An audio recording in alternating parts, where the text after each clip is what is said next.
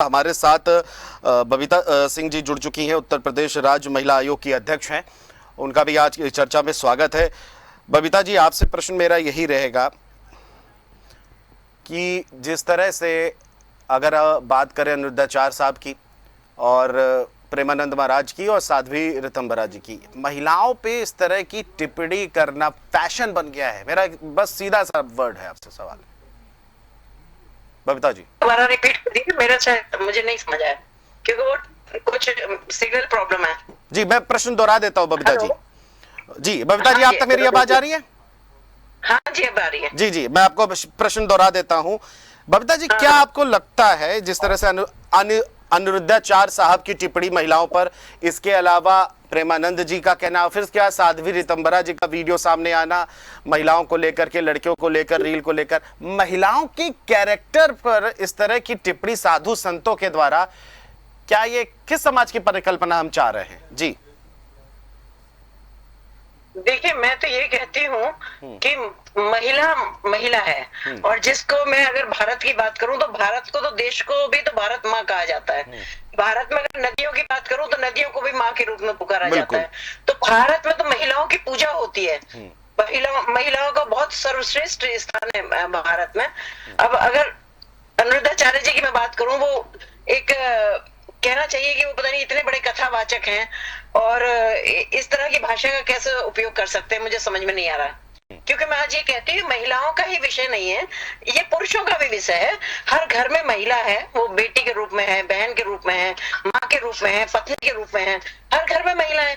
तो ये ऐसा भी नहीं है कि महिलाओं का ही विषय है, ये तो पुरुषों का भी। अगर किसी के बारे में कुछ इस तरह की छोटी बात बोली जा रही है, हल्की की बात बोली जा रही है, तो मुझे लग रहा है कि इसमें सबका अपमान ही है। तो मुझे तो समझ में नहीं आता कि इतनी बड़ी बड़ी व्यासपीठ पर बैठकर इतने बड़े कथावाचक और इस तरह के अगर शब्दों का इस्तेमाल कर सकते हैं, तो बहुत ही अभद्र भाषा का प्रयोग है, जिसका मैं पूरी तरह खंडन करती हूँ। क्योंकि मैंने पहले भी कहा है और आज भी कह रही हूँ कि ये सिर्फ यही कहा जा सकता है कि विनाश काले विपरीत होती।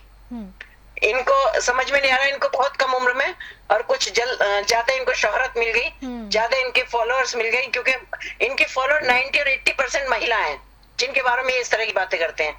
तो समझ नहीं आता कि इन शब्दों से ये समाज में विघटन पैदा करते हैं या समाज को जोड़ने की कोशिश करते हैं, परिवारों को तोड़ने की कोशिश कर रहे हैं या परिवारों को जोड़ने की कोशिश कर रहे हैं। तो मुझे तो बड़ा अफसोस है और बहुत दुख भी है।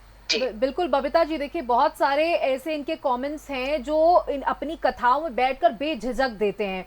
क्या धर्म गुरु, चाहे वो प्रेमानंद जी महाराज की हम जिक्र कर ले, चाहे साध्वी ऋतंभरा की बात कर ले, चाहे हम बात अनिरुद्धाचार्य की कर लें, क्या इन सब के बयान हमारे धर्म को कमजोर करने का काम कर रहे हैं? बबीता जी, आवाज आ रही है आप तक? जी मैंने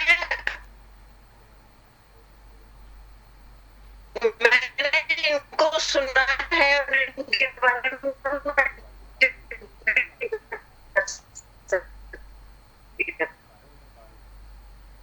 हाँ जी, मैं टिप्पणी कर सकती हूँ।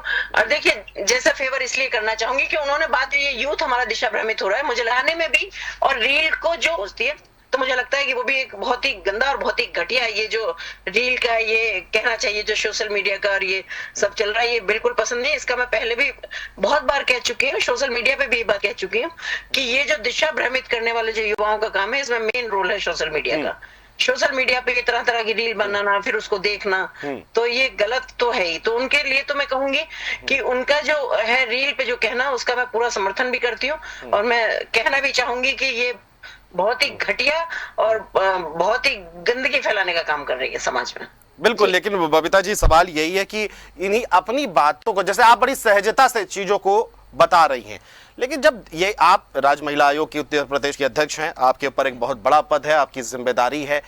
यही जिम्मेदारी चाहे साध्वी ऋतंभरा हो, चाहे तमाम पुरुष धर्मगुरु हो, चाहे महिला धर्मगुरु, इनकी भी है। इनकी आपसे भी ज्यादा बढ़कर है। आप सामाजिक देख रही हैं तो वो धार्मिक देख रहे हैं। दोनों की जुगलबंदी से ही समाज की परिकल्पना होती है, व्यक्ति का जीवन बनता है। लेकिन शब्दों का भी चयन जो है वो उसको सोच समझ के करना चाहिए, ताकि भावनाओं को आहत भी ना हो और व्यक्ति पर तक अपनी पूरी जो संदेश है वो भी पहुंच जाना चाहिए। क्या आपको लगता है भाषाओं का चयन अब धर्मगुरुओं में रहा नहीं? देखिए, अब मैं क्या ही कह सकती हूँ इस बारे में, लेकिन हाँ मैं ये जरूर कहूंगी, मैंने तो सिर्फ इतना अनुरोध किया है, मैं तो निवेदन कर रही हूँ इन सब बड़े बड़े लोगों से कि अगर ऐसा, क्योंकि हम सब जानते हैं कि वास्तव में युवा है वो दुष्ट भ्रमित हो रहा है, और इसमें लड़कियों का सवाल नहीं, लड़के क्या कम है। अगर जितना रोल लड़कियों का है अगर कहीं भी अच्छे में या बुरे में, उतना रोल लड़कों का भी है। जी। ऐसा तो है नहीं कि सिर्फ लड़कियां हैं, लड़के भी हैं। लड़के और लड़कियां दोनों एक परिवार के सदस्य हैं। लड़की ने भी उसी माँ की कोख से जन्म लिया, लड़के ने भी उसको उस माँ की कोख से जन्म लिया है। लड़के के ऊपर भी उतना ही भार है इस देश का, ये इन संस्कारों का, ये संस्कृति का, और लड़की के ऊपर भी उतना ही भार है। तो मैं कहती हूँ एक किसी चीज को टारगेट क्यों करा जाए, हम दोनों को करें। तो मैं तो ये भी, बल्कि कल मैं आग्रह ही कर सकती हूँ कि जैसे बड़े बड़े हमारे संत हैं, और ये हिंदुस्तान तो संतों की धरती रही है और बहुत पूजनीय है, और मेरे लिए भी बहुत सम्मानित है, क्योंकि मैं भी बहुत बड़े बड़े मंचों पे प्रभु की कृपा से मुझे जाने का सौभाग्य मिला है, जहां मैं कथावाचक है या जो भी मैं कहती हूँ, भाई अपने परिवार के साथ आओ, बच्चों को लेके आओ, जिससे बच्चों में अच्छे संस्कार आए, अच्छी हमारी संस्कृति के बारे में जाने, हमारे महापुरुषों के बारे में जाने। तो मैं तो हमेशा खुद ही अनुरोध करती हूँ। तो मेरे दिमाग में एक बात आई कि क्यों ना ये लोग भी कुछ ऐसा सोचें कि, क्योंकि इनका क्रेज है सबका, जितने नाम आपने लिए हैं, और क्रेज होने के साथ अगर युवाओं में क्रेज है तो एक वर्कशॉप टाइप की कभी कभी बच्चों की कर दें, कभी कभी जो नौजवान है उन्हीं की वर्कशॉप कर लें कभी। बिल्कुल। तो मुझे लगता है कि शायद इनकी माँ बाप के कहने से हो सकता है उतना असर ना पड़े, इनकी बातों का ज्यादा असर पड़े।